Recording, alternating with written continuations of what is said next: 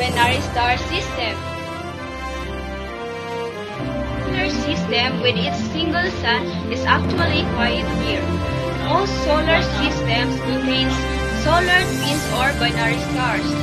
We know that the planets revolve around the stars just like our planet Earth orbits the sun. But did you know that the stars can also revolve other stars? Scientists estimate that 80% of points of light in the night sky are actually multiple star systems.